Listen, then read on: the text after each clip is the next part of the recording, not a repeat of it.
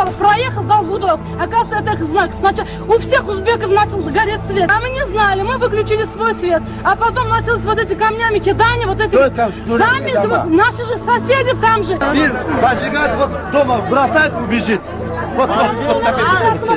Все это было предусмотрено, заранее спланировано, и которые дома должны были погрому принадлежать, они уже моментально отмечены.